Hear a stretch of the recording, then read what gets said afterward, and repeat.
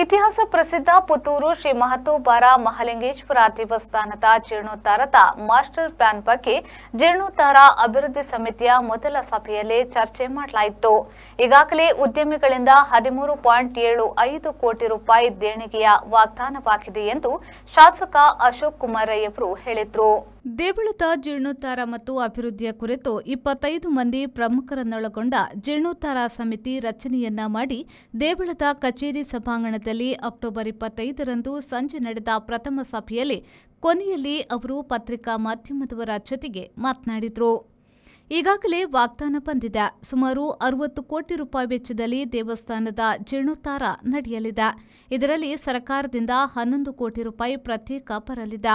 ಮುಂದಿನ 2 ವರ್ಷದಲ್ಲಿ ದೇವಸ್ಥಾನದ ಪೂರ್ಣ ಜೀರ್ಣೋದ್ಧಾರ ಆಗಲಿದೆ ಎಂದವರು ಹೇಳಿದರು.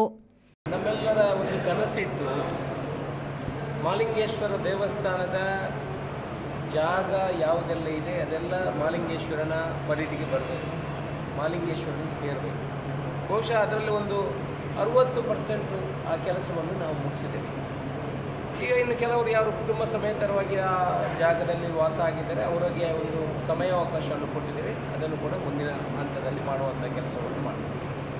ಮಹಾಲಿಂಗೇಶ್ವರ ದೇವರ ಮಾಸ್ಟರ್ ಪ್ಲ್ಯಾನ್ ಮಾಡಬೇಕು ದೇವಸ್ಥಾನದ್ದು, ಅದರ ಪ್ರಕಾರ ಕೆಲಸಗಳು ಆಗಬೇಕು. ಈಗ ಮಾಸ್ಟರ್ ಪ್ಲ್ಯಾನ್ ಕೊನೆಯ ಹಂತಕ್ಕೆ ಸೇರಿದೆ.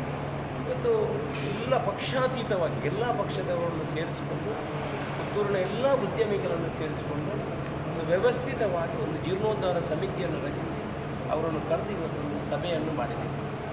ನಮಗೆ ಅತ್ಯಂತ ಸಂತೋಷ ಆಗಿದೆ. ನಾವು ಸುಮಾರು 10 ಕೋಟಿ ರೂಪಾಯಿಯ ವಾಗ್ದಾನದ ಒಂದು ಆಲೋಚನೆಯಲ್ಲಿ ನಾವಿದ್ದೀವಿ.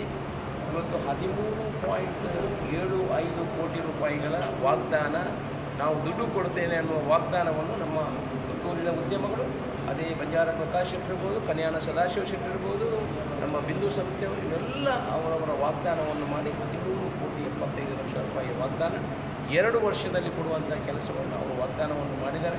ಅತ್ಯಂತ ಇದರಲ್ಲೇ ನಮಗೆ ಗೊತ್ತಾಗೋದು ಮಹಾಲಿಂಗೇಶ್ವರ ದೇವರ ಆಶೀರ್ವಾದ ಇದೆ, ಅನುಗ್ರಹ ಇದೆ. ಇದಕ್ಕೆ ಅನಂತರ ಸರ್ಕಾರದಿಂದ ಸುಮಾರು 11 ಕೋಟಿ ರೂಪಾಯಿ ಅನುದಾನವನ್ನು ನಾವು ತಂದಿದ್ದೀವಿ ದೇವಸ್ಥಾನಕ್ಕೆ. ಕೆರೆಗೆ 3.25 ಲಕ್ಷ, ಕೆರೆಯ ಸುತ್ತಮುತ್ತಕ್ಕೆ 2.75 ಲಕ್ಷ, ಈ ಭಾಗದ ರಸ್ತೆಗೆ 3 ಕೋಟಿ ರೂಪಾಯಿ, ತಡೆಗೋಡೆಗೆ 2 ಕೋಟಿ ರೂಪಾಯಿ, ಆನಂತರ ಇದು ಎಲ್ಲ ಸೇರಿ 11 ಕೋಟಿ ರೂಪಾಯಿಗಳ ಸರ್ಕಾರದಿಂದ ಇವಾಗಲೇ ಸ್ಯಾಂಕ್ಷನ್ ಆಗಿರುವಂಥ 11 ಕೋಟಿ ರೂಪಾಯಿಗಳ ಅನುದಾನ ಬಂದಿದೆ. ಈಗಲೇ 24.75 ಕೋಟಿ ರೂಪಾಯಿಗಳ ಅನುದಾನ ಇವಾಗಲೇ ನಮಗೆ ವಾಗ್ದಾನಗಳು ಆಗಿದೆ, ಮಂಜೂರಾತಿ ಕೂಡ ಕೆಲವು ಆಗಿದೆ. ಅದರಿಂದ ನಮ್ಮದು 60 ಕೋಟಿ ರೂಪಾಯಿಯ ನಮ್ಮದು ಆಲೋಚನೆಗಳು 30 ಕೋಟಿವರೆಗೆ ಆಗಿದೆ. ಇನ್ನು 30 ಕೋಟಿ ರೂಪಾಯಿಗಳು ಬೇರೆ ಬೇರೆ ನಾವು ಸಂಗ್ರಹಣೆ ಮಾಡಿ ಹೊರ ದೇಶಗಳಲ್ಲಿ ರಾಜ್ಯದ ಬೇರೆ ಬೇರೆ ರಾಜ್ಯದ ಹೊರಗಡೆ ಕೂಡ ಆರ್ಥಿಕ ಸಮಿತಿ ಮಾಡಿ ಅದರಲ್ಲಿ ಅದಕ್ಕೆ ವಾಗ್ದಾನವನ್ನು ತೆಗೊಳ್ಳುವಂಥದ್ದು, ಹಣವನ್ನು ಕ್ರೋಢೀಕರಣ ಮಾಡುವಂಥ ಕೆಲಸವನ್ನು ಮಾಡಿದ್ದೇವೆ.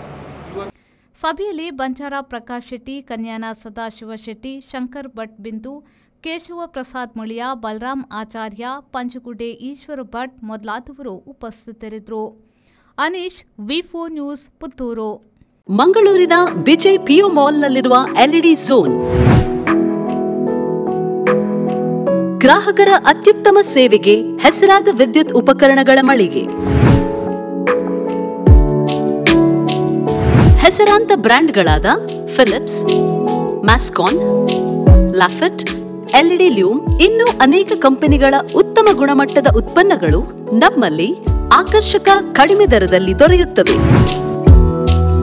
ಆಕರ್ಷಕ ಅಲಂಕಾರಿಕ ತೂಗುದೀಪಗಳು, LED chandeliers, wall lights, LED mirrors, water heaters, BLDC fans, ಇದರೊಂದಿಗೆ Crompton, Atomberg, Orient fans, AO Smith purifier ಸ್ಪರ್ಧಾತ್ಮಕ ಬೆಲೆಯಲ್ಲಿ ದೊರೆಯುತ್ತವೆ.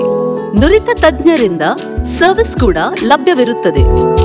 ಹೆಚ್ಚಿನ ಮಾಹಿತಿಗಾಗಿ ನಮ್ಮ ಶೋರೂಮ್ ಎಲ್ಇಡಿ ಝೋನ್ ಅನ್ನು ಸಂಪರ್ಕಿಸಿ.